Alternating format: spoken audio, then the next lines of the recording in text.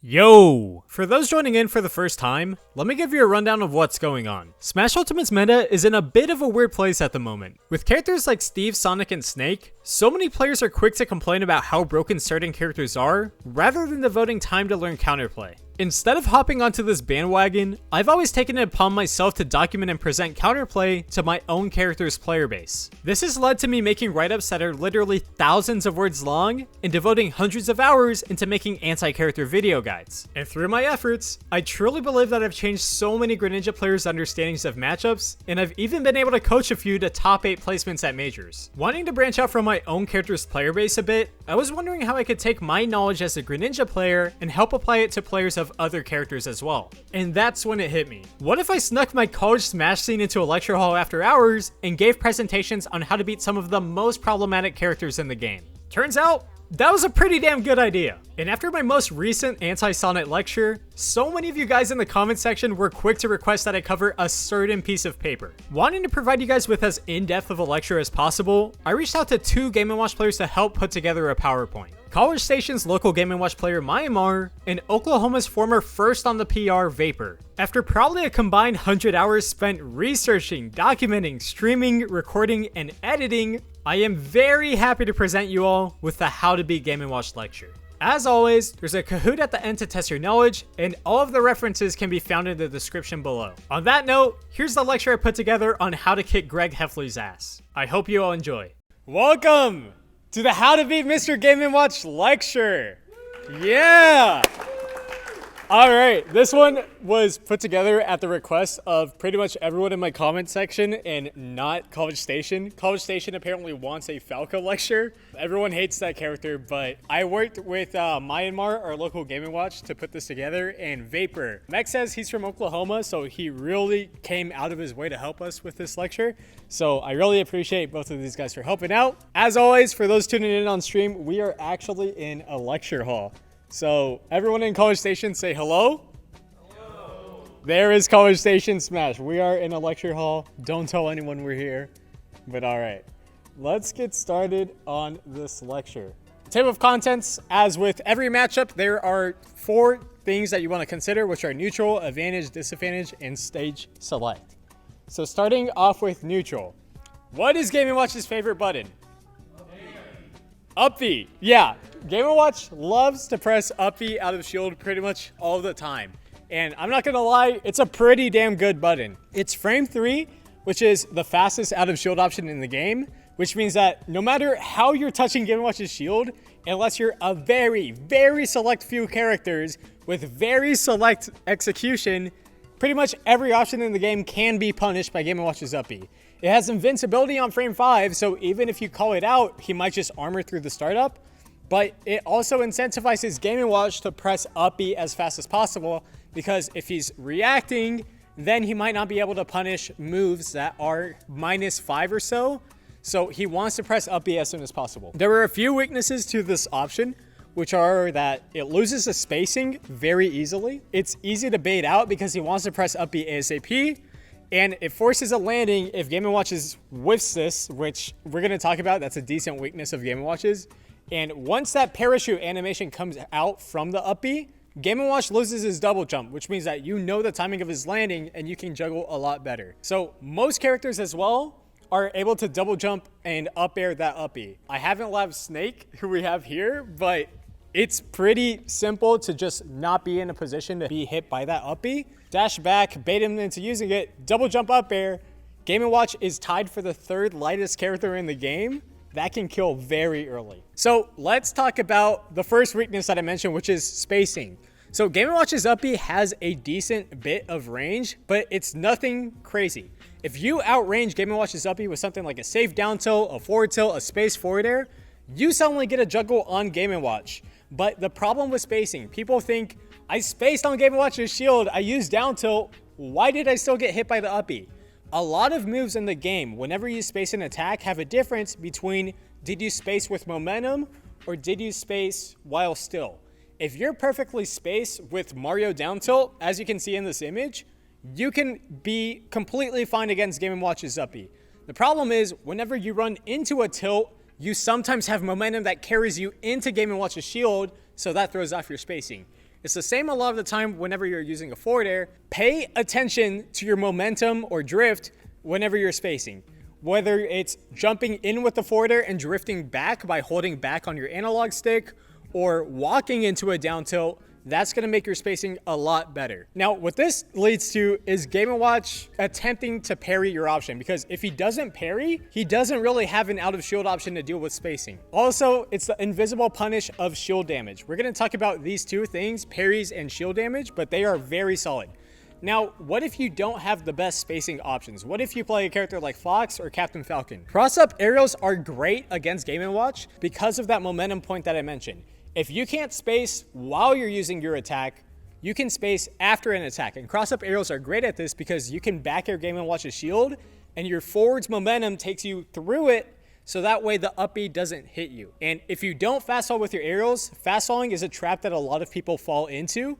They're using less of their airtime to travel, and they're landing in front of Game & Watch. Not fast falling and crossing up shield is something that pretty much every character in the game can do to outrange Game & Watch's up B. So as you can see, the spacing isn't the biggest thing in the world. Mario's down tilt is completely fine. You can see Game & Watch in this bubble. If he didn't shield, he would have been fine. Mario essentially is safe and out of the range of that up B. So capitalizing on spacing, like I mentioned, there are two things that you want to consider, which are that one, Game & Watch's only response option to spacing is parrying. And Game & Watch really doesn't have the best tools out of a parry. The thing that he's fishing for essentially is grab 24/7. So if you get parried by Game & Watch, do your best not to panic shield, because that just gives Game & Watch a free grab. If you jab, if you spot dodge, if you jump, you're gonna avoid that grab, and grabs in Smash Ultimate are pretty committal, so then you can punish him. There's also timing mix-ups on your aerials, where you could jump in and not fast fall, you could fast fall at a certain timing, you could double jump. That will mix it up so that as he's in the parry shield drop animation, you hit him when he doesn't have a window to parry, and then you get a nice hit. Tomahawks are amazing against Game & Watch because, like I mentioned, whenever you're dashing, your momentum will often carry your tilt into Game & Watch, so that way you're unspaced after you hit his shield. If you tomahawk into a landing aerial, you have no momentum at all. So tomahawking into a down tilt can be a lot more precise than dashing into a down tilt. And that can provide you more reward on hit. Say you have something like snake forward air. That's not the best approaching aerial, but if you do tomahawk up tilt or tomahawk down tilt, that can catch Game & Watch's shield drop animation. Now, the second thing that I mentioned is shield poking. Shield is a resource that's constantly drained in neutral, and this isn't something that we really think of very often. But Game & Watch has a very, very vulnerable shield animation. As you can see here in this image, the way that Game & Watch is like holding his shield, he's doing like a jumping jack or some shit. He's like a starfish. And that leads to his feet being exposed, his hands being exposed, and his head being exposed. And so many attacks are able to hit Game & Watch out of the shield just if he has somewhat of a low shield animation. Low shield health means that suddenly, even though your Fox Nair is normally getting punished by Game & Watch's up B out of shield, you can hit that Fox Nair. All it takes is that shield damage, and that resource is drained, and he can't use it as well. Now, how do you shield poke in Smash Ultimate? The way the game checks for shield pokes versus shield damage is it looks for an overlap between the shield, the hitbox, and the character model. If there's any overlap whatsoever between the shield and the attack, it's considered shield damage. But if you hit the hurt box, that will be completely fine. So what that means is that if you're using a space or a precise attack, something like Sephiroth forward air, you have to be pretty precise in order to shield poke. But if you're using a lingering hitbox, the way that the game works is the hitbox is out and you have more active frames to potentially hit Game & Watch and then get your shield poke Nair. Nairs are awesome at this. And this is also the case with space down tilts. You might say, what if Game & Watch is tilting his shield up? That's something you can do, right? Tilting Game & Watch's shield up leaves his feet very much more exposed. So suddenly you're shield poking with tomahawk down tilt and you just get a hit. It's not impossible to hit Game & Watch's shield without hitting his shield. You get so much reward by just draining that resource in neutral. So beating up B directly, it's not all about the shield damage or the parries. There are options that are able to beat up B directly. First of all is grab. Grab does beat shield, but this loses a spot dodge and Game & Watch can get something like a spot dodge up smash. that can be conditioned and punished. Next, you have multi-hits, which are able to catch the startup of up B, even though it is frame 3.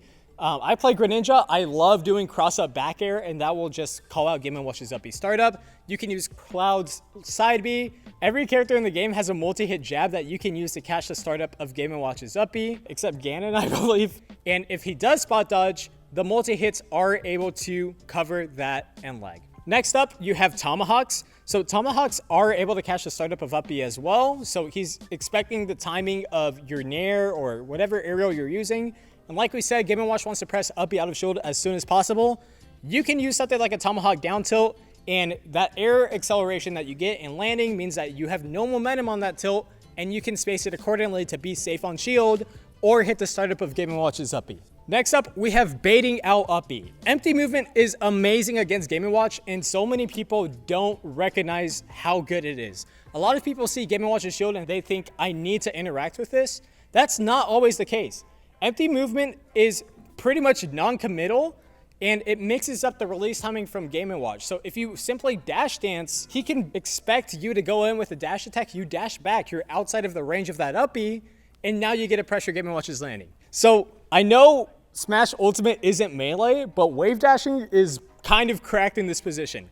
The way that you wave dash in Smash Ultimate, the problem with turning around and dashing, Captain Falcon players complain about this all the time. If you dash in and then dash back, your hurt box is still in an area to be exposed and hit by that Game & Watch up B startup. If you run into Game & Watch and wave dash backwards, this looks very similar to you running in with a dash attack and Game & Watch wants to press up B out of shield. Now you've baited that up B out of shield.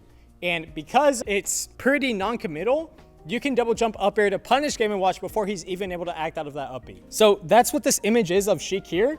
Sheik dashes in, it looks like she's going for a dash attack, wave dash backwards, Game & Watch up Bs, and now you pressure the landing. And if you're gonna wave dash, I recommend using grab instead of shield. Reason for which being is that whenever you're using shield, the bumper actually takes frames IRL to move down. So suddenly your wave dash isn't as fast as possible. If you're using grab, it is a much faster option. Next up, we have dash dancing. These are able to punish spot dodge and grab attempts. So if Game & Watch presses any button out of shield, you just react to him pressing that button. Now you get a dash attack. Space empty landing, which is just Tomahawk jumping in front of Game & Watch and not pressing a button. That can bait him into using up B out of shield. And it outranges both his up B if you space it properly and grab. And since you're not doing anything, if he does go for that up B, you can double jump aerial him. Double jumping backwards is not necessarily the best option for a lot of characters. Reason for which being, Game & Watch wants to press forward with his up B to get as many confirms as possible off of it. And poor airspeeds can be clipped by that up B startup. So this also loses to early up Bs in Game & Watch using Rising Nair out of shield. But if you neutral air dodge, you can go through that up B and then punish his landing lag. So Game & Watch isn't a bot. I mean, players might be, but the character does have ways to adapt. First of which being, if you're going for shield pokes, he can up B early to intercept your Fox Nair or whatever you're using to poke.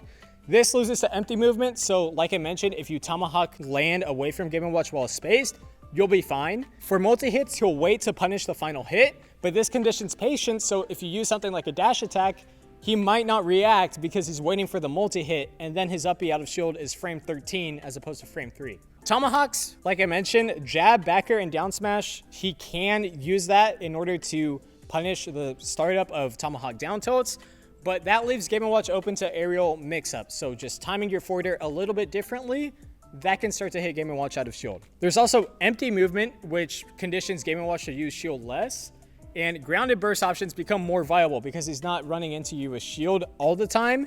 You can say, okay, he's not using shield as much, now I can find my dash attack. And he can up B a way to reset neutral, but that limits the reward of up B while still forcing a landing from Game & Watch. Pay attention to his patterns, you'll be able to punish that. Okay, so what about Game & Watch's other out of shield options? Honestly, it's pretty much just up B.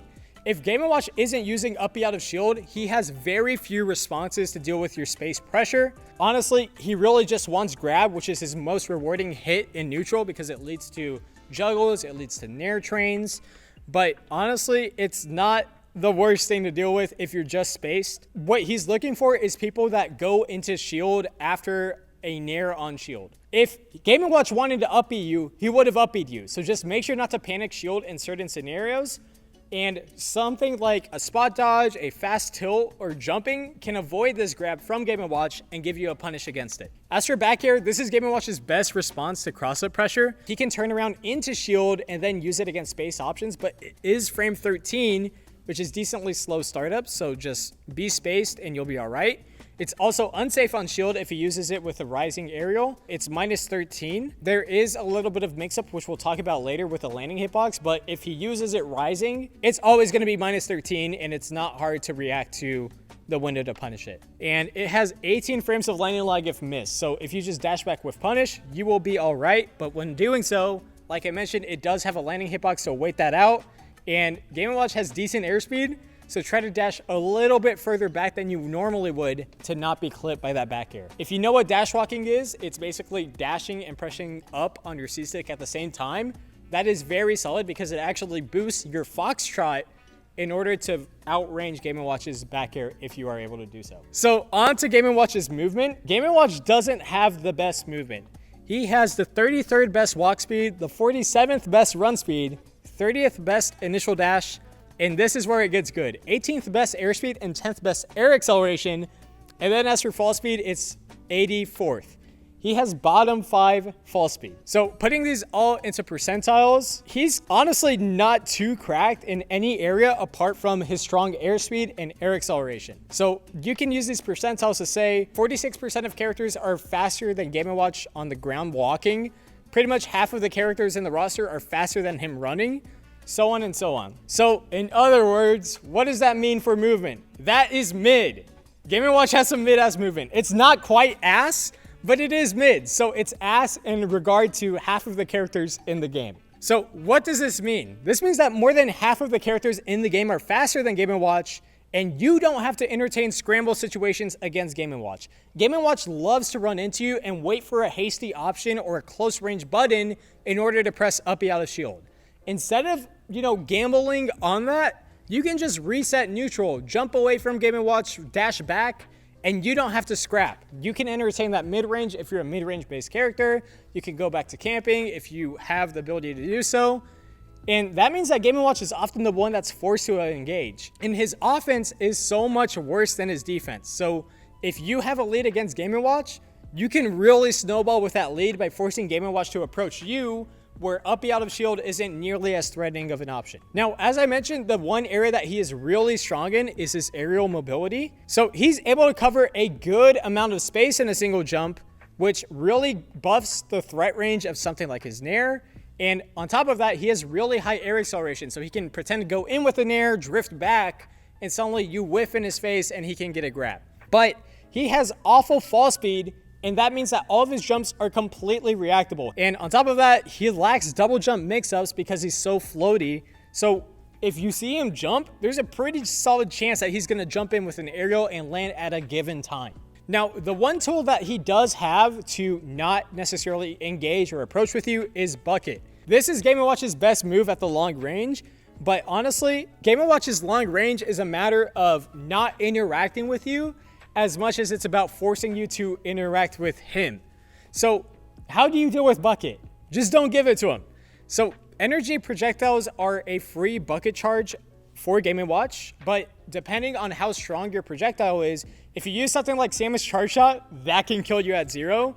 If you use something like Fox Laser, it won't kill you until pretty high percents. So on top of that, non-energy projectiles will reflect, but the reflect distance is only 0.8 times of that original projectile. If you have a Young Link arrow, you can outrange Game & Watch more than he can counter you. The way that you can do this also, a lot of people think that Bucket is just a shutdown tool against zoners. No, you can bait the Bucket. Game & Watch cannot put the Bucket away until frame 44. So if you have something like Lucario, Aura Sphere, Wii Fit, Neutral B, whatever, Game & Watch can pull the Bucket. You cancel your charge animation by tapping shield. He's stuck in place for 43 frames. You can get your approach from that. And once Game & Watch does have full Bucket, if you do give it to him, he doesn't have an answer to projectiles. So you can play that zoner game a lot better. A good way to do this, for example, is Falco Laser. Falco Laser isn't the strongest thing that Game & Watch can take with Bucket. So if he gets laser, just laser camp him. He also lacks approach options, so that can condition approaches, and he doesn't have an answer to absorb more projectiles. So Game & Watch's Nair is pretty cracked. If it's not uppy that you're playing around in the matchup, it is Nair. Reason for which being, it does pretty much everything that you would want a Nair to do. It is a massive hitbox. It lingers to catch jumps. The final hit connects on grounded opponents, all in one short hop. Like, the way that you use certain aerials in Smash Ultimate, sometimes the execution is different to anti-air versus to approach, to retreat. Game & Watch just does all of that in a single button. And it is a very low commitment because of how huge that hitbox is, and it only has 7 frames of landing lag. And on top of that, it's incredibly safe on shield. It's -5/-4, and it has amazing combo potential leading to more nairs or to up airs. And if he connects some multi-hits, he can get some drag down combos. So how do you beat Nair? First of all, recognize that you don't need to interact with every single Nair. There are a few differences in types of Nairs. The same way I said, sometimes you're positioning a backer to be an anti-air versus an approach. Game & Watch's Nair is really context dependent on how you want to beat it. First of all, recognize that he has a very slow jump height and fall speed, which means that every Nair that Game & Watch does is reactable. If you're anticipating a Nair, it becomes so much easier to whiff punish it. Now, which type of Nairs are you whiff punishing? It's the approaching Nairs. Always whiff punish the approaching Nairs. Reason for which being, like I mentioned, if you're spacing an aerial, your momentum carries you into Game & Watch. That is what happens whenever he's using an approaching Nair. His momentum pushes him closer to the point that now your whiff punishes become easier. If he's staying in place or retreating with the Nair, it is a much tighter / impossible whiff punish window. And on top of that, you want to watch out for fake outs where he approaches with Nair and then retreats with them. But this is just a situation where you don't do anything against the Nair. It is completely fine to wait for your opening. Now, if you can't punish the Nair itself, Game & Watch has a huge habit of shielding afterwards. So just be ready for Nair into shield. We talked about some of the ways to deal with that. You have multi-hits, you have cross-hit pressure, you have space pressure. Just be ready for the shield. And on top of that, pivot grabs are great. If you have something like Luigi pivot grab, Greninja pivot grab, Bowser, you can outrange Game & Watch's Nair and cover him going into shield immediately afterwards. Anti-airing. So you can anti-air Game & Watch's Nair. As you can see in these slides here, it's a decently cracked hitbox, but it's not particularly amazing. These first 2 hits lack a horizontal disjoint. So if you have like a sortie aerial, you can hit Game & Watch out of this. Even if you don't have a sortie aerial, it's not the worst thing to hit him out of. And on top of that, Game & Watch's feet are exposed for this first 3/4 of the move. So I don't care if you have Fox dash attack or Snake dash attack, so many dash attacks are able to go underneath Game & Watch's Nair and hit him out of the move. That is something that people do not use enough. And on top of that, out of shield, Game & Watch loves to do short hop rising Nairs that are lazy without timing it, which allow him to lean his focus more towards catching out jumps rather than approaching with the Nair. If he does that, it's -9 or so on shield. And additionally, parrying the final hit isn't the worst thing in the world. You might think, how do I parry a multi-hit? It's only this final hitbox here that's connecting on your shield. So if you just parry the Nair, you get a frame 8 or faster option that are guaranteed. And like I mentioned with those fake out Nairs, parrying gives you a visual option select where if the parry activates, great, he approached with the Nair. If it doesn't, he pulled back with the Nair. Let me just wait for another one. Parrying is pretty solid. Now, as for Game & Watch's forward air, the explosion hitbox controls space with pretty high knockback. It's commonly used on platforms as a strong anti-airing move at high percents. And if Game & Watch double jumps with a rising fair, he can forward air 2 times in a row. And if he jumps into a forward air and then fast falls, it's positive on shield, which gives Game & Watch a grab. What is the timing of the explosion? It's either after 34 frames or the bomb hitting the ground. So what do you do against this move? Just don't lock up into shield against it and you'll be all right. If you're not in shield, it's not going to give Game & Watch a guaranteed grab. You can also hit both Game & Watch and the bomb. Rising Nairs out of shield are great for this. Any lingering hitbox, sortie aerials, because this is a commitment for Game & Watch where he can't land or act until he touches the ground. and you can grab Game & Watch and throw armor through the explosion. Every throw in the game has invincibility on its startup, so it's not the worst thing to grab Game & Watch and throw him before that bomb goes off. So what about Game & Watch's back air? This is his air-to-air, so Nair doesn't kill you at high percents, but his back air does, and it's a pretty sizable disjoint and low commitment because of how fast Game & Watch's air acceleration is. If he was drifting in and backwards with Nair, he is doing that like 24/7 with his back air. It kills at high percents, it contains a landing hitbox so he can mix up the timing for a punish. What is the counterplay? Wait out the landing hitbox and wolf punish because it's 18 frames of landing lag. And if he does a back air on your shield, you can tell when that landing hitbox is going to come out by looking for the fast fall spark. He can time it in such a way to mix up when that final hit happens, and that causes you to drop your punish. If you pay attention for the fast fall spark, once he fast falls, he cannot stop fast falling, and now you can time your punish better. And most important thing right here, the turtle's name is Augustus Philippe. So we mentioned Game & Watch's approach options aren't the best. On the ground, he has a few weaknesses. One, he does not have a way to combat horizontal disjoints. So retreating aerials, something like space forwarders, are amazing. And this leads to Game & Watch anticipating your jumps and calling you out with a rising Nair, which if he approaches with, like we mentioned, that is an opportunity for you to capitalize on Game & Watch. He's often forced to use overshoots to punish dashbacks. The thing about this is that if he was a character like Sonic, this wouldn't be the worst thing in the world. But because he's Game & Watch and he has mid run speed, dashing back is a pretty big commitment for him to call out. So if he dashes in and he's going for an overshoot, you can just press down tilt in his face and he's giving you DI in, which you can punish. He does have dash shield, which does help to alleviate some of these issues. Reason for it being that it's frame 9. Alongside Sheik, Game & Watch has one of the best dash shields in the game. And what he's doing is, like I mentioned, he's putting his momentum into you so that way he unspaces your attack once it hits your shield. All you have to do in this situation is recognize dash shield patterns. Game & Watch players love to do this 24/7. That is an opportunity for you to dash grab and hit Game & Watch out of shield. It's not too bad to condition his shield and then capitalize off of that conditioning. Now, as for dash grab, this is Game & Watch's most rewarding move in neutral, but it doesn't have kill throw, so it's something a lot scarier at low percents compared to how it is at high percents.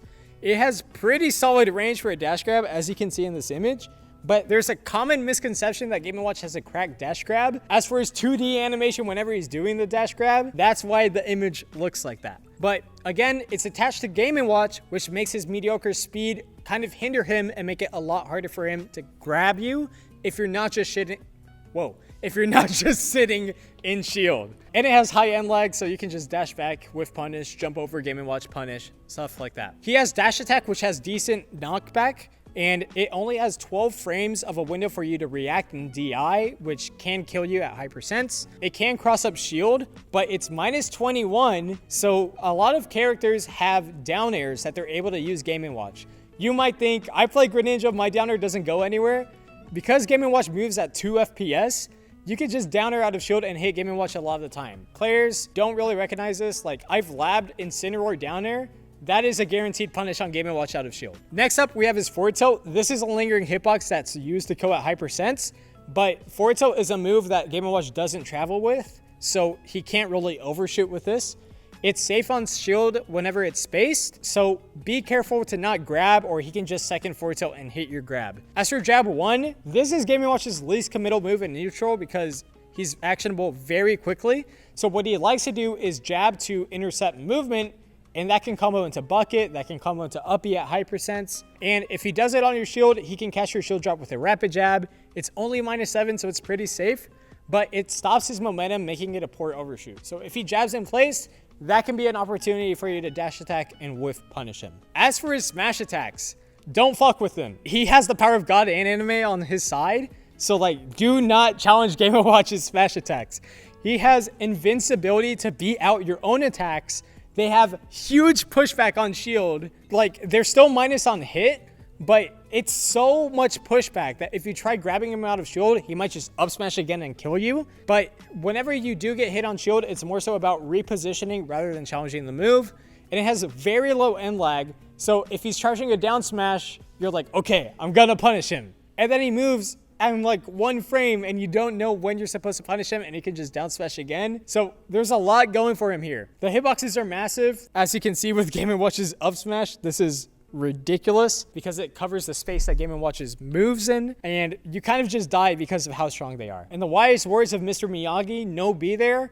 If you're just not in a position to be hit by Game & Watch's smash attacks because of his poor movement attributes, it just won't hit you. Maybe you want to throw a projectile at Game & Watch, but just don't interact or put yourself in a place to be hit by a second up smash. That was neutral. We covered that a lot faster than we did with Sonic. Are there any questions before we get into advantage? I've got a question. Now that we're done covering neutral against Game & Watch, who's down for a 5-minute break? Since everyone seemed to love the janitor story that I told in the Anti-Steve lecture, I'm sure you guys are all gonna love the sequel. Let me tell you about the College Station pool incident that happened the day before the Game & Watch lecture. Whenever I go up to College Station to give lectures, I always try to get a workout in with my buddy Drew. For those of you who watched the Anti-Steve lecture, he was one of the guys that was on pizza duty and got caught by the janitor at 12 a.m. So we killed our arm workout on Friday, but we did not feel like hitting legs on Saturday. So instead, I had the genius idea of going on a hike to every pool in the city and ranking them all in a final tier list. To prepare, I spent a ton of time routing in advance and mapping out our path to every apartment and hotel in College Station. Like, I was literally watching Indian family vlogs, translating Hindi, and playing GeoGuessr to find out how to sneak into the fanciest pool in our city. I even stumbled across the rabbit hole that's the elevator review community to see which elevators we needed a key to use. Like, how does this guy have 58,000 subscribers? But anyways, the day of the hike comes around and Drew and I head out around 12 p.m. And to spice things up a bit, we decided to do a shot in between every few pools. It's a beautiful day out and we're thinking that this would maybe take us 3 hours because of how condensed College Station is. Turns out, we were out there for literally 7 hours, hitting a total of 21 pools. But it was a great time and we made a ton of memories while we were out there. Like, there was literally a dude that offered us glizzies on a rooftop before yeeting one 8 stories down onto the pavement. We even ran into a random ass dude who plays Game & Watch and attended the lecture on Sunday. So back to the hike. There's this one apartment in College Station called Callaway House, and just next door is the Callaway Villas. We hop into the pool at the house and we ask a few guys there, hey, can you point us towards the villas? They say, oh yeah, sure, it's just past this fence and there's always a lot more people there. We say thanks and we're on our way to the pool. We get there and it is murky green. Drew and I don't want to get in, so we're like,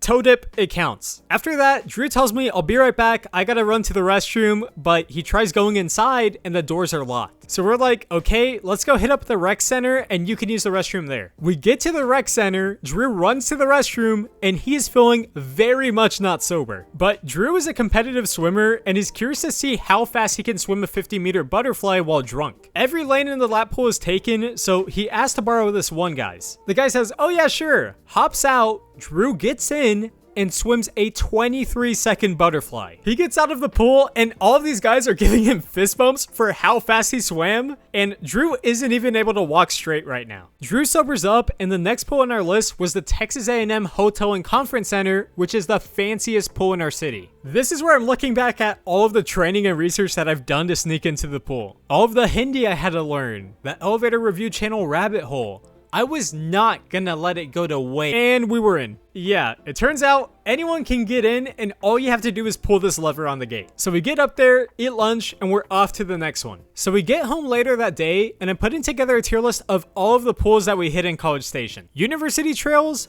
B tier. The London, A tier. Callaway House, C tier. Callaway Villas. So before I rank the pool, I need an image to plug into the tier list maker, so I'm looking it up on Google. I loaded it up on Google Images and I'm like, wait a minute, I don't remember this shit. So I load up Google Earth to see where we walked, and oh boy, this is the Callaway Villas. And this is the pool that we went to. Do you see the problem here? We were in a random ass dude's backyard, jumping into his pool on a Saturday afternoon. And to make things even worse, Drew is trying to break into his house and take a piss. Could you imagine what would have happened if that door was unlocked? You're just in your kitchen making a sandwich, and suddenly there's a college kid who walks into your house, takes a piss, and leaves. And we live in Texas, so that would have been one hell of a way for Drew to go out.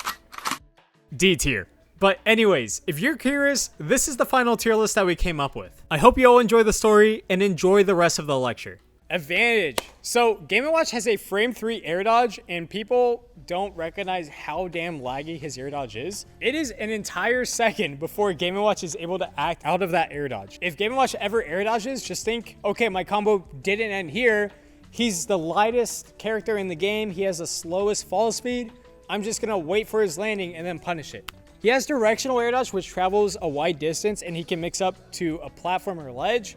Pay attention to these patterns. Game & Watch, again, is very light. If you just read an air dodge, he can die pretty early. You can also frame trap Game & Watch because of how slow his fall speed is and how laggy his air dodge is. And whenever you do frame trap Game & Watch, please keep your spacing in mind, because if you go directly into Game & Watch, he can start to hit you with his up B startup. Also, prioritize juggling against Game & Watch. So Game & Watch's landings are a lot more exploitable than his recovery is. So if you put Game & Watch above you, your advantage state is a lot better because it doesn't just end in giving Game & Watch a free ledge snap. As for his up B combo breaker, again, this is frame 3 and he has invincibility on frame 5, but Game & Watch often uses his up B to break out of horizontal combos. Reason for which being, if you look at the hitbox, it covers his sides, but it doesn't cover his ass. If you have a disjointed up air, that can start to hit him, and even if he does use that up air and get out in time, you're not in a position to be hit. So sticking to guaranteed combos makes it so that that up B will never come out against you. And again, Game & Watch is the third lightest character in the game, so if you're only doing 20% against Bowser, it's whatever. If you're doing 20% against Game & Watch, that is like a quarter of his stock. So damage against Game & Watch is worth very much more than against other characters. Like I mentioned, if you use disjointed up airs, Game & Watch's up B will not be able to reversal you, and if it goes through that invincibility, Game & Watch will be in a position to be juggled. And if you don't have access to these situations, just wait out the up B and pay attention to patterns where it's not guaranteed. This can give you an opening to catch Game & Watch's landing or double jump up air and kill him. So what does Game & Watch like to do after up B? He really loves to use his strong airspeed and air acceleration to mix up landings. This is a matter of paying attention to his patterns for future interactions. Does he like retreating to a platform? Does he like, doing the S-shaped landing? What does he like to do? He also loves to directional air dodge at the last second. If you use a low committal down tilt or dash attack in where he would normally land without a directional air dodge, once he inputs that directional air dodge, it's so laggy to the point that you can just dash attack or down tilt and punish him in where he did land post-fact. He also has fast fall air dodge, which is able to go through rising aerials. If you use falling aerials like up airs, so jump, wait, and then up air, this will start to give you a frame trap where you can punish the air dodge's landing lag, and up tilts are also very solid at doing the same thing. And it can also be baited and heavily punished, so if you short hop fast fall, he might air dodge, and then you can charge a forward smash and kill him. As for back air, this is a lingering hitbox that he uses to hit people for chasing him too closely. Just respect the move's range and punish the high landing lag. And you can also chase Game & Watch from the front side, and he doesn't really have access to an aerial to hit you off of him. As for his down air, he needs it. Pretty much every single one of Game & Watch's aerials don't cover directly below him. He has Nair, but that is a huge amount of startup. He has forward air, but the explosion doesn't go up for 34 frames. He needs this down air essentially. It's a disjointed hitbox that sends at a very sharp angle that can kill you off the top blast zone at high percents. And he also shifts his hitbox upwards. So if you're going for an up air, he might just avoid that up air and then hit you with his down air. So just be careful not to chase Game & Watch too closely. And the landing hitbox that it has does lead to tech chases. It is also decently safe. If Game & Watch uses down air after an up B, this will auto cancel if he does it from his full hop height. This isn't platform height, this is full hop height. If he uses up B out of shield on battlefield or small battlefield, he will not be able to auto cancel with his down air. On every other stage, he will be able to. You can pay attention to that pattern and say, okay, now I get my punish on this heavy landing leg. And it also combines with his high air acceleration for landing mix-ups. In the Sonic lecture, we talked about how his down air gets really interrupted on battlefield because the platforms are everywhere. Game & Watch still has access to his top 10 air acceleration whenever he uses down air, so he can weave in and out of platforms and he can mix up where he's gonna land. So how do you punish Game & Watch's down air? It has a considerable amount of startup, and it's also a pretty long amount of time that it takes your Game & Watch to travel. So it's really simple to just react and not be in a position to be hit by it. It has 21 frames of landing lag, which gives you a very heavy punish as well. On shield, it's minus 17, but please make sure that you're shielding the landing hitbox because there are 2 hits to this down air. If you parry the first hit, which isn't the hardest thing to do because you know the timing that he travels with it, you can parry the second hit afterwards and then go into an up smash or a forward smash. Pretty solid punish because you have a guaranteed 20 frame option without shield drop. You can also parry the first hit into counter. This is awesome if you have a counter that does set knockback, someone like Peach or someone like Greninja. If you have a weaker counter that scales with knockback, someone like Chrom, it's not going to do too much damage. Now, challenging down air, sword up airs are able to outrange the hitbox. You can hit Game & Watch from the side with a back air or a forward air, and strong knockback scales pretty well with counters. If you have Chrom counter, this thing does pretty good damage, so you can just kill him at like 80%. There's a lot that you can do against his downer. So edge guarding Up B. Again, do not fuck with Game & Watch. Like, don't go off stage. Up B has invincibility, it isn't reactable, and it can stage spikes or kill you at very early percents. The only time you want to consider going off stage against Game & Watch is if he's already used his Up B and he's in the parachute animation. If you're doing that, pay attention to the way that Game & Watch is facing, because like I mentioned, his forward air isn't a direct answer if you're in front of him. He can only fight you with his back air.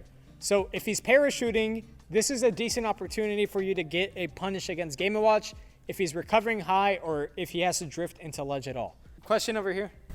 With Game & Watch's up B, I know when he does up B, you can like curl it forwards or have it go straight up. Yep. Is that very distinguishable depending on which way he's facing? No, because he can B reverse that Up B. But If he B reverses it, could he curl towards? yes, he can. But he only has about 5 ways that he can do this. I've asked Vapor about it. He has like about 5 angles that he can Up B in, but in reality, it's just straight up, forwards, or backwards. So 3. So how do you actually edge guard Game & Watch? Attempt 2 frames. Game & Watch has probably the most vulnerable 2-frame animation in the game. And when I say vulnerable, I don't mean his 2-frame is a 5-frame. I mean the animation whenever he snaps ledge is so high up to the stage that so many moves are able to 2-frame. This opens up for a lot of lingering hitboxes like labbing. I've 2-frame Game & Watch with Cloud Dash Attack, which shouldn't normally happen. So lingering low hitting hitboxes are great. You 2-frame him, he's off stage, he has to Up B early to recover, and then you can edge guard that parachute. And remember, Game & Watch only loses his double jump from Up B if that parachute opens. So just because you 2-framed him doesn't mean that he lost his double jump. Edge guarding Game & Watch continued. A lot of the time, Game & Watch is forced into using his directional air dodge to recover to the ledge. And because that's a 3-frame gap between the end lag of his air dodge and him snapping ledge, 2 frames are now 5 frames. If you have a ledge jump, double jump down air like Ivysaur, Olimar, Rob, Joker, these are all great for hitting Game & Watch. And if you don't have that, timing a back air isn't hard to do. Now, Game & Watch does have something called bucket jump. This is like as close to tech as Game & Watch has. If Game & Watch pulls bucket in midair and then double jumps with that bucket, he gets more distance out of his jump so he can recover from further off stage. This requires Game & Watch to pull bucket once first. So that tells you, okay, now he's likely going to bucket jump. And then because bucket is a 43-frame commitment, you can just challenge him with a back air to hit him out. On top of that, he can B reverse bucket and then suddenly start challenging you with back airs off stage. So just wait out those back airs if he does B reverse bucket. Like I said, bucket is a commitment, so you can hit Game & Watch out of it. That picture at the bottom right, that is Game & Watch's 2-frame animation. Do you see how high up his head is, bro? You can probably forward smash and hit him with a lot of characters. So for ledge trapping, Game & Watch wants Nair off of ledge 24/7. It's as simple as taking a step back and not giving it to him. So if you hold roll distance, you'll never give Game & Watch Nair off of ledge. This can also be used to bait out that Nair from ledge by dashing towards ledge and then dashing backwards. Now, a lot of people go wrong whenever it comes to ledge trapping Game & Watch. Game & Watch has a ledge animation that he goes through whenever he chooses an option. This is Game & Watch opening his mouth. As you can see in these images, Game & Watch is doing nothing here. He opens his mouth here. That's whenever he input neutral get up attack, or roll. And that makes reactionary ledge trapping against Game & Watch very solid because there's no visual cue on ledge jump, a lot of the time if you're using reactionary ledge trapping against ledge jumps, you might throw away your coverage. If you do something like a forward tilt on neutral get up, they might ledge jump into an aerial and punish you. Against Game & Watch, you don't get goofed in that way. So if you just don't input anything on his ledge jump without reacting to the mouth animation, you will be completely fine. Game & Watch also flashes gray first, but I don't recommend using this cue. Reason for which being, one, Tommy abuses this, and it is why he picks the gray ult, I'm pretty sure. And two, it's the same cue on ledge jump, so that can make it so that it's harder to distinguish between ledge jump reactions and ground and get up reactions. Just go for the mouth and you'll be all right. Corner pressure. Game & Watch has pretty poor corner relief because he moves like slower than this PowerPoint does. His roll travels a very small distance before he's vulnerable. So as you can see here, this is him starting roll, and this is when he's vulnerable from the roll. Forward tilts are able to cover like both positions very well. And he has low floaty jumps, which are able to be caught and whiff punished or just intercepted in the air. If you just hold spacing and don't engage, this is a favorable position for you to fight Game & Watch from. His uppy out of shield doesn't hit space attacks. He's forced to approach, which you can capitalize on, and the corner just really isn't the best place for him to be in. Disadvantage against Game & Watch. There are quite a few fake things that Game & Watch likes to go for. First of which being jab into grab. Game & Watch loves to do jab 1 on you, and then as you panic into shield, he'll grab you. If you buffer a quick move like snake up tilt, you can kill Game & Watch for doing this. For a dash attack at early percents, it can lead to a tech chase if you A-land option select. People don't know about this. Please do this like 24/7. If you hit your A-land aerial, which is an attack that auto cancels during startup, and tech at the same time. If you need to tech, the game will give you a tech. If you don't need to tech, you will auto cancel an aerial and aren't forced into a tech chase. You can do this against Game & Watch and avoid these tech chases. You can do this against pretty much every character in the game, and you will never be forced into a tech chase unless you are needed to. As for throws, mixing up between DI in and out is great because it makes the execution for Game & Watch to use a follow-up Nair or a follow-up up air a lot harder. As for side V, numbers 1 and 3 are minus on hit, so you can use something like a forward smash to punish him. 5's multi-hit is pretty inconsistent and can be minus on hit, but it does push you away from Game & Watch, so that would be something that you punish with a dash attack as opposed to a down tilt. As for uppy, always anticipate when you'll be hit by uppy and buffer DI away. The reason for this being, if Game & Watch hits you with an uppy, there's only a 12-frame window for you to react, and he needs to read your DI and angle the uppy accordingly to follow up. If you DI away from Game & Watch, he has no guaranteed combos whatsoever. You take the one hit and he cannot follow up. If you jump away, he can try to chase you with Nair, but jumping away avoids that. And you can also directional air dodge to a platform diagonally. That will also avoid that Nair. And it'll also make it so that if he tries frame trapping you, he's so laggy. Whereas if you normally directional air dodge or neutral air dodge, he can catch you. If you go to a platform and level change with Game & Watch, you'll be all right. As for DI in, if Game & Watch angles his uppy forward, this will not combo. This is mainly used to maintain stage. So if you're near ledge and he does uppy out of shield, you can DI in to go back to center stage and he's playing out of the corner. As for frame 2 air dodges, uppy into up air is not a guaranteed combo, but Game & Watch can fast swell and punish air dodges if he reads to it. This just leads to set play, but it is an option that you can do. For combos and DI, on his Nair, DI and SDI, always mix up between DI left or right. Game & Watch loves chaining 3 or 4 Nairs in a row. If you mix up between DIing left on the first Nair, DI right on the second Nair, DI right on the third Nair, DI left on the fourth, it will be a lot harder for Game & Watch to continue his follow-ups. If you SDI above Game & Watch, this can keep him from connecting a second Nair. If you SDI behind Game & Watch, it can end the combo early if he's drifting forward with that Nair. As for drag downs, if he connects the multi-hits on you, you can just jump out of it and he can't get drag down Nair into grab. As for forward air, the initial hit almost never combos into the explosion unless it's right there on the ground. So if you jump or air dodge, you will avoid the explosion and can get out of that forward air. As for back air, DI and SDI away at early percents keeps him from doing back air into back air. As for down air, you want to DI in at early percents to avoid Game & Watch's follow up on the sweet spot. He loves doing early sweet spot down air into grab. If you DI in, he can miss that grab. And DI away at later percents can help to avoid Nair and up airs. And again, A-land option select, if you auto cancel with an aerial, this tech chase from down air is never forced, no matter how high your fastball is. As for the landing hit, always be ready to tech. And if he manages to get a jab lock on you, it is a decently common follow-up. So be ready for a jab lock into down air tech chase as a follow-up. So landing against Game & Watch is a little bit tricky. As you can see, this slide is a lot longer than the others.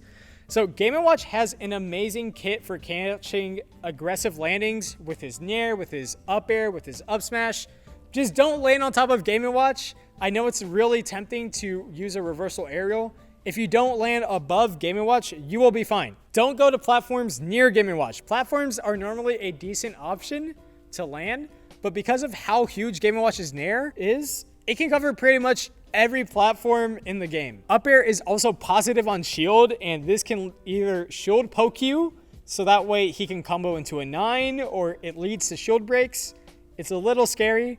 Just land away from Game & Watch and you'll be okay. Burst movement options are amazing for this, something like monkey flip, bouncing fish, or flip jump. And if Game & Watch gets the read on this, his movement is so slow that he can't chase it most of the time. Going to ledge is also a very solid option because Game & Watch's bacon, a lot of people think of it as an amazing ledge trapping tool. It's more of an extension from his edge guards. If he doesn't have time to set up bacon, bacon is not a threat at ledge. Landing against Game & Watch's up air. Do not jump.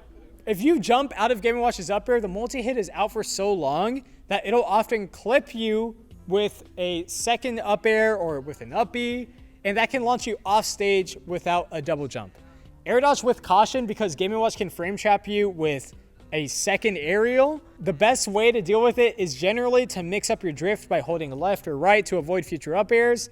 And often, this is the best thing that you can do. If you're drifting, going left, and he's expecting you to go right, he can miss an up air, and that's an opportunity for you to land. As for character-specific options, there are moves with armor and invincibility that are able to go through Game & Watch's up air.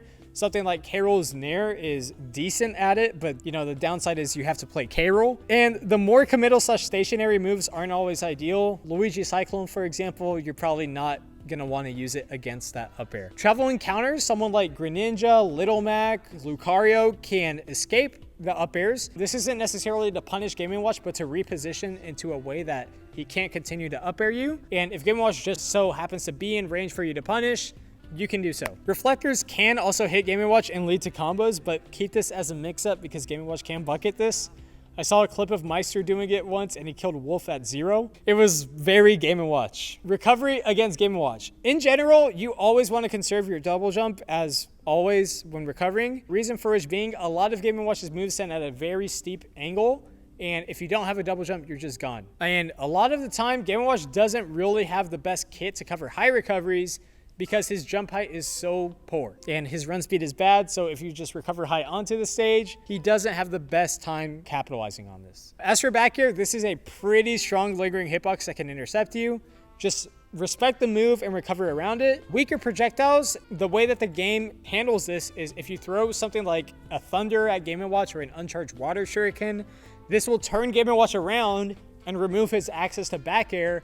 So that way he has to edge guard you with forward air, which isn't an edge guarding move. So this is something that you can use, and a good position to set this up from is if Game & Watch is holding onto ledge where he can drop down into a double jump back air.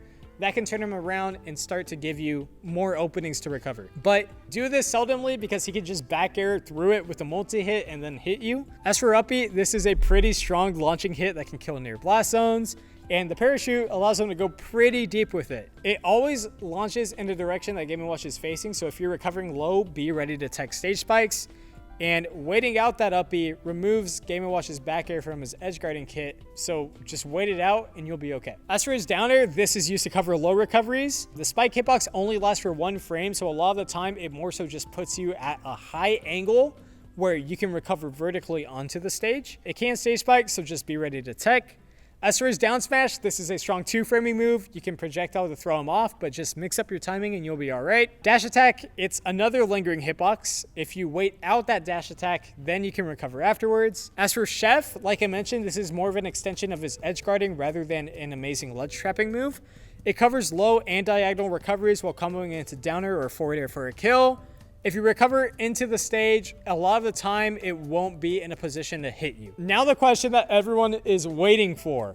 How do you avoid Game & Watch's Chef ledge trap? Game & Watch's Chef is amazing at covering every ledge option if he has the time to set it up. This leads into kills or resets the ledge trap if he hits you. The way that you want to play around it, before Chef even comes out, you want to consider Chef. That's because it takes setup for Game & Watch to activate Chef. Like I said, it's an extension of his edge guarding. If he's activating Chef and you recover high, you're all right. You don't have to deal with that Chef. Recovering over Game & Watch is the best way to deal with it if you have any leeway whatsoever. This is because Chef has a decent bit of end lag and Game & Watch's slow movement makes it hard for him to chase you. And it conditions him to use Chef less on ledge, which then lets you snap to ledge. Projectiles can also interrupt Game & Watch when he's using Chef and throw off the spacing so he can't continue it. And certain counters like Greninjas can be used against it to hit Chef and kill Game & Watch. There's a lot of slides. The first thing you want to consider for Chef is first bacon. So there's first bacon, there's middle bacon, and there's fifth bacon. The high startup on first bacon can make you ledge jump or neutral get up on reaction to it. And if you ledge jump into a cross up aerial, this can either hit Game & Watch if he continues to Chef or give you safe pressure if he goes into shield after canceling Chef. As for middle bacon, this is what combos into a forward tilt for a kill. When I say middle bacon, I mean you're snapping ledge while there's the middle rounds of bacon going on. This is something that you always want to avoid, and this is like the position you never want to be in. This covers your ledge stall, neutral get up, and ledge jump. The thing about this though is that it's a big execution check on Game & Watch's end. Bacon has very little hit stun, so the way that he follows up from bacon is more of a read on your option rather than him being able to react to it. So the mix up here is mixing up between get up attack and roll, where if he tries to do bacon into forward tilt or bacon into dash attack, you will roll past Game & Watch and be safe because he has to anticipate you being hit out of your ledge jump or out of your ledge stall. Bacon canceled down smash, BCD. This covers neutral get up attack, and ledge roll. If you ledge roll, you can DI down and that will make it so that you can tech on stage and that down smash won't bury you. And if you ledge stall, Game & Watch commits to that down smash, you get hit by one piece of bacon, that's your opening to get off of ledge. So essentially, bacon is a big 50-50 between your get up attack and ledge jump, and ledge stall and ledge roll. So if you're caught in middle bacon, just mix up between these two, and ledge roll is safer most of the time than get up attack is, because if you get hit by that down smash, you are in a position that you can DI down the sour spot and tech on stage, which also makes neutral get up never the answer against bacon. If you neutral get up, he can combo bacon into forward tilt or he can down smash and kill you. Now, as for fifth bacon, always aim to snap to ledge around the fifth piece of bacon if possible. Reason for which being, Game & Watch is forced to pause after the fifth piece of bacon, and this creates a window for you to neutral get up or ledge jump. As you can see here, we have fourth bacon, fifth bacon, Mario's ledge jumping, and this is first round of bacon too. So if Game & Watch commits to the second round of bacon, this is an opportunity for you to play first bacon counterplay. You can jump over Game & Watch with a cross-up aerial. You can use special moves to hit through bacon, a bunch of stuff. Some more answers that you can do are multiple jumps to stall around bacon if you have them. Special moves, something like monkey flip or wolf uppy can go through bacon. If you have a certain counter, you can hit Game & Watch off of ledge. And longer ledge rolls like Wii Fits are able to roll through Game & Watch and go through his pan. For canceled bacon, Game & Watch can cancel bacon and cover other get up options afterwards. And ledge jump requires anticipation for Game & Watch to cover. So what you can do is it's kind of a 50-50 on is he going to bacon 2 or is he going to try to cover ledge jump? If you stall on ledge and then he goes for the ledge jump, that's your opportunity to choose a get up option. So ledge play against Game & Watch, there's a bunch of stuff that he can do. Understanding it a little bit more, down smash covers neutral get up attack, and roll. If you pay attention to his spacing, again, if you DI the inner hit down, you can tech on stage. And if he spaces down smash to cover your ledge roll and bury you, that's an opportunity for get up attack. Normally, the way that it works is you might think you could get up attack Game & Watch, but his hands go up above the get up attack and then he slams on you. As for his Nair and back air, these are his best tools for covering ledge jumps, but the long animation can open up pretty much any other get up option if you react to it. Game & Watch can only act out of a full hop after 42 or 39 frames if he nairs or back airs, which is an opportunity for you to react and then get off of ledge. As for forward air, it covers ledge stalls and neutral get-ups into shield. He can double jump forward air to explode the bomb twice, and ledge drop aerials are your counterplay because they can hit the bomb and Game & Watch, and if you have a ledge jump counter, that scales with knockback against this explosion of forward air, and that can hit Game & Watch. Next up is forward tilt. This covers most things. Neutral get up, ledge jumps, and ledge drop mix-ups. The lingering hitbox has a lot weaker knockback, so if you're gonna choose an option, ledge jump isn't the scariest versus if you neutral get up and he times it, that's death. The way you want to play around it is to mix up your ledge jump timings or wait it out and get up attack. As your dash attack, this can hit your ledge stalls and ledge jumps, but the weak knockback makes it not the best thing for hitting you. So in summary, how do you get off of ledge against Game & Watch? Generally, it's best to mix up your ledge jump timing. Reason for it being, ledge jump is a commitment for Game & Watch to cover, and the optimal coverage is just one nair or one back air that he can't really extend off of. As you can see here, ledge stalling is great because Mario is simply just waiting for Game & Watch to cover it, and then you can ledge drop aerial and hit Game & Watch because he has to put himself out there for him to cover ledge jump. Mix up your ledge jump timing, and that is how you get off of ledge against Game & Watch. Final section, we have stages against Game & Watch. So PS2, there are pros to this, but honestly, this is known to be Game & Watch's worst stage. If you can start PS2 against Game & Watch, start PS2 against Game & Watch. The pros are that Game & Watch's Nair covers the entire platform and he gets extended combo routes, and he can also mix up his landing with directional air dodge. But the cons are stage size. Whenever Game & Watch is choosing a stage, it's mainly the size of the stage that matters most to him, and the platform layout that does as well. Reason for it being, Game & Watch wants to scrap with you 24/7 so he can up B you out of shield. If you're on a big stage, there's less opportunities for him to do that. As for stage size on PS2, more space allows you to disengage more, and it's a lot harder for Game & Watch to close the distance. And because of how wide the space is, you can land in a lot more positions that Game & Watch isn't able to catch your landing. Platforms as well, Game & Watch's Nair requires IDJ execution for him to combo off of, which is a lot trickier on his end, because if he doesn't IDJ, he won't get the launching hit of his Nair. Battlefield, this is pretty much auto ban. The platforms give Game & Watch a lot more space to land after an up B. The Nair covers the entire platform, and he gets extended combo routes without the tight execution of IDJ. The cons of Battlefield are that his downer doesn't auto-cancel after an up B out of shield if he does it on the platform, and extended up air routes are able to kill Game & Watch if you jump off of that top platform, and you can kill Game & Watch decently early. As for Smashville, this is pretty much Game & Watch's best stage. Do not go to Smashville against Game & Watch. It's a lot less space for you to disengage against Game & Watch, and it entertains that constant scramble because Game & Watch is able to simply dash in, and he traveled 1/3 of the stage in one dash essentially. The platforms are also the highest apart from Kalos, which means that he can forward air and that bomb is going off immediately. He gets extended combo routes off of that platform, and because of how small the stage is, you're often forced to land on the platform where Game & Watch has very strong platform pressure. Question. Would the close blast zones on Smashville make this not as appealing to Game & Watch compared to something like Follow? So, you say close blast zones. Smashville actually does not have closer blast zones than FD, relatively speaking. There's a misconception about stages that have closer blast zones, and while yes, Smashville's blast zones may be closer, relative to Ledge, it is the same size as small Battlefield and FD. The stages that have closer blast zones are PS2, Lilat, and Town. PS2 is 2 units closer, Town is 14 units closer, and Lilat is 10 units closer. Smashville actually has a, I don't remember if it's +2 or +4 units ceiling, but relatively speaking, it is the same size blast zones as other stages. The cons are that Game & Watch cannot full hop onto this platform. He has to do funky shit like wave dash or double jump.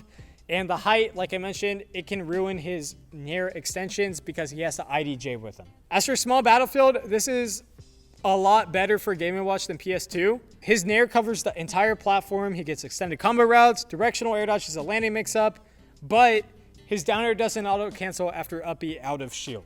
Town and City. This is kind of a bipolar stage for Game & Watch. He has a lot more space to land after his up B on triplat rotations, and his down smash, because there's often no platforms, it can frame trap your air dodges. If you air dodge out of his up B, he can down smash to catch your landing because you can't mix up to a platform. Blast zones are also very, very small. So like I mentioned, it's the smallest side blast zones out of any stage, which means that his forward tilt kills very early in your ledge. And on the bi-platform rotation, he can call out your ledge jump with forward air, and that will kill you very early. The cons are stage size. Like I mentioned, stage size is what Game & Watch is looking at whenever he selects a stage. There's more space for you to disengage. Town is the second largest stage past PS2, and it is a lot harder for Game & Watch to close distance because of how wide it is. For platforms, Game & Watch's landings can be a lot more vulnerable on the FD rotation, and he lacks platform pressure opportunities on that FD rotation if you do manage to land. And also, the platform height makes his combo execution tighter with IDJ Nairs. As for FD, no platforms means that he can frame trap you better, but he's also sacrificing that for a worse landing game and not having platform pressure. Kalos, Fair Explosion is instant on that side, but these are the largest side blast zones, so it won't kill you, but it will cover your ledge jump. It will kill you at higher percents, I guess, but it won't kill you at 90 like on Town. Down smash frame traps landings because there aren't platforms center stage. As for the platforms, these are the highest platforms in our legal stage list, period. So Game & Watch can't full hop to them. He lacks platform pressures because they're off to the side. The height makes his combo execution tighter whenever he does have the opportunity to do so, and his landings are a lot more vulnerable because there aren't platforms. As for the blast zones, again, they're the largest blast zones, so forward tilt and back air kill later. Hollow Bastion, he just gets more combos. So yeah, Smashville is pretty much what he'll always pick over Hollow. So what are Game & Watch's best stages? They depend on the matchup. If you're a character that likes FD against Game & Watch, go FD against Game & Watch. If you're a character that likes Battlefield, going Battlefield is fine, but he's a very volatile character in terms of stage list. So speaking of Vapor, these were the rankings that we came up with for Game & Watch's best stages. We have Smashville as his best stage, Battlefield as his second best, Small Battlefield third, Hollow fourth, Town fifth, FD 6th, Kalos 7th, and PS2 8th. Again, if you can start PS2 against Game & Watch, go to PS2 against Game & Watch. That much space allows you to constantly disengage in neutral, and you're not scrapping, which is what Game & Watch wants. All right, that was the lecture. Are there any questions that I can answer? A question I always get is, will this be on Canva? Yes, there is the QR code if you want to access the PowerPoint. All right, on that note, we have a Kahoot. All right, the CSTAT anti-Game & Watch Kahoot. Which of the following is not a weakness of Game & Watch's up B out of shield? It loses the spacing, it can be baited and punished, it removes Game & Watch's double jump, or it has slow startup.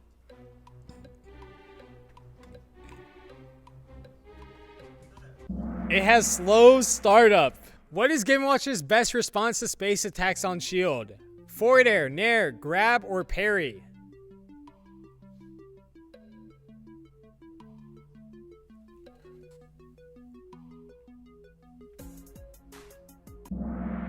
It is parrying.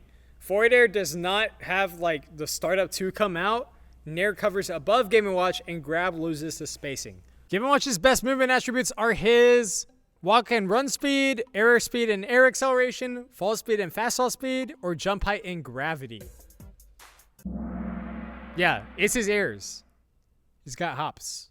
True or false? Bucket only absorbs energy projectiles, causing Game & Watch to be hit by non-energy projectiles.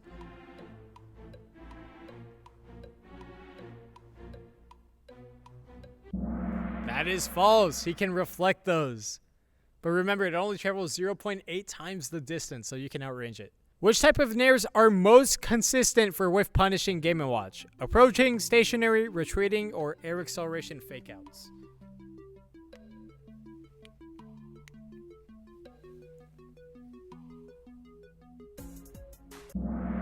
It is approaching.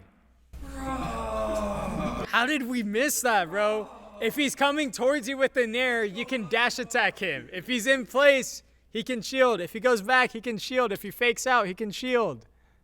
Wow, okay. I mean, it's typical the Game & Watch player got it right. Okay. Oh, mine's in. I didn't know this.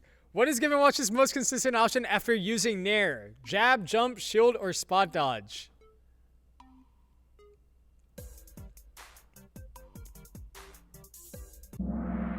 It is shield. Game & Watch loves to Nair into shield. What should you not do when Game & Watch uses forward air? Shield the explosion, hit both Game & Watch and the bomb, grab Game & Watch and throw armor through the explosion, or jump or air dodge if hit by the initial hit. Shield the explosion. Do not shield the explosion because that gives Game & Watch a guaranteed grab. If you jump or air dodge, you will avoid the explosion. What makes Game & Watch have poor approach options? Poor run speed, he's often forced to overshoot, he has poor frame data on shield, or he lacks an answer to disjointed attacks.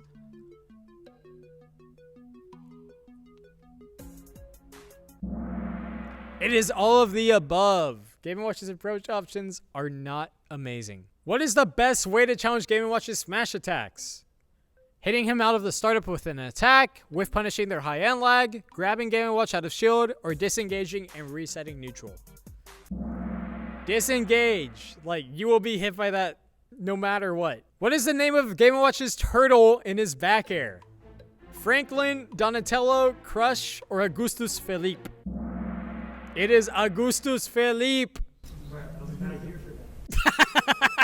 Do not forget. Which types of combos should not be prioritized against Game & Watch? Combos that lead to frame traps, combos that lead to juggles, combos that lead to edge guards, or combos that deal guaranteed damage?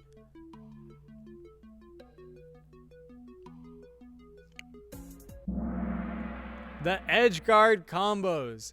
Game & Watch has a very solid recovery, and sometimes edge guarding him is just not feasible. Which of the following is not counterplay to Game & Watch's up B combo breaker? Recognizing patterns and punishing the landing, prioritizing guaranteed combos, using disjointed uppers to outrange the hitbox, or comboing like normal and clanking with up B's hitbox?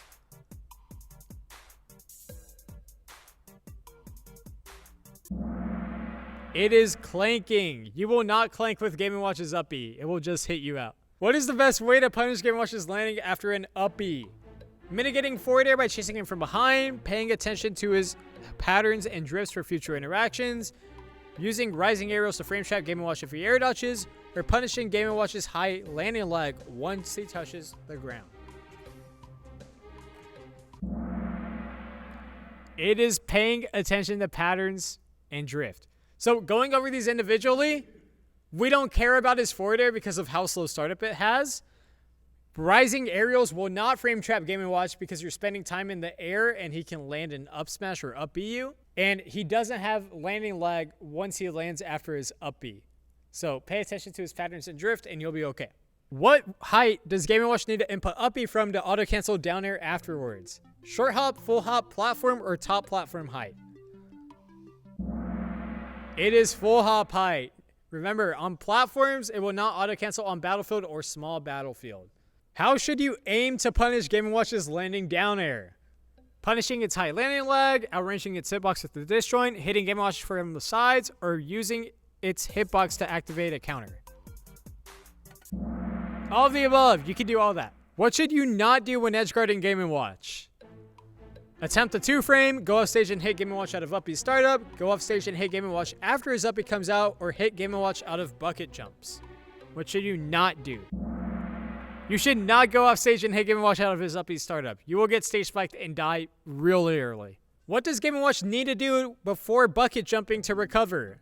Pull bucket once in the air, use his double jump, have a charge on bucket, or be reversed to face away from ledge. He has to pull jump bucket once in the air and double jump with bucket to bucket jump. That is his most advanced technique.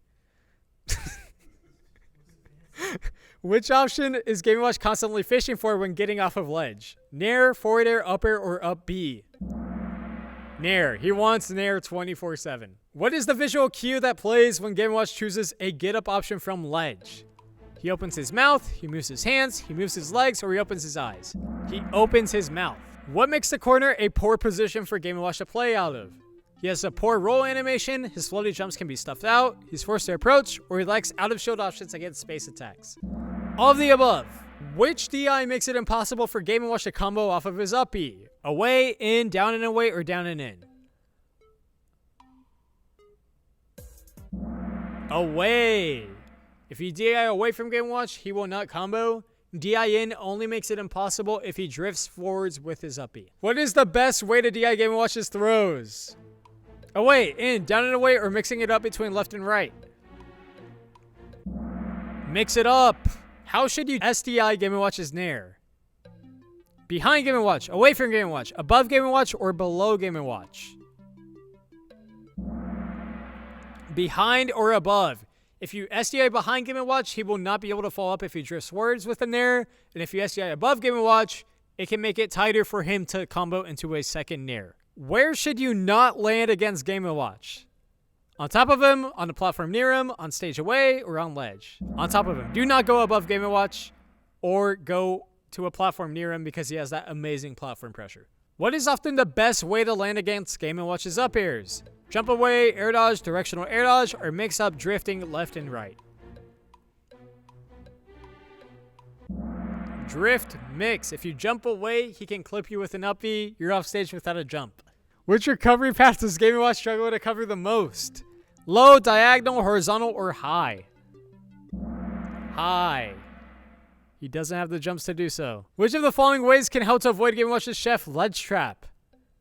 Recovering over Game & Watch as he commits to chef, throwing a projectile at Game & Watch as he sets up chef, aiming to snap to ledge during the feast of bacon, or activating counter. It is all of the above. If caught in middle bacon, which option should never be chosen? Neutral get up, ledge jump, ledge roll, or get up attack? Neutral get up. Now loses to both down smash and forward tilt. Middle bacon is essentially 50-50 against which ledge options? Get up attack and ledge jump, ledge roll and ledge stall, get up attack and ledge roll, or ledge roll and ledge jump. It is get up attack and ledge jump, or ledge roll and ledge stall. Last question. What is generally the best way to get off of ledge against Game & Watch? Neutral get up, ledge roll, get up attack, or mixing up ledge jump timings? It is mixing up ledge jump timings. Moment of truth. In third place, Tommy. Let's go, Tommy. Mr. Game and Gam. In first place, Mr. Overrated. There's evidence that Tommy's bad. Tommy doesn't know his own character. Who is Mr. Gam and Gam? Mateo? Yo, and then Ryan, you were first place? No, I'm biased. Oh, okay. Congrats, bro. Oh, you were Tommy. I thought Tommy was playing, bro. Okay. Bro, you're selling it so well. All right. Well, congratulations to Emeka, right? On that note, that is the anti-Game & Watch lecture. Thank you all for attending. Camera's that blue thing. Make sure to look at it on 3. 1, 2, 3. Thank you all for showing up to the Game & Watch lecture. When Snake. On that note, stream, that was the anti-Game & Watch lecture. I hope you all enjoyed, learned a thing or two. And yeah, I'm going to end the stream. Hope you all have an amazing rest of your days. Take care. Bye-bye.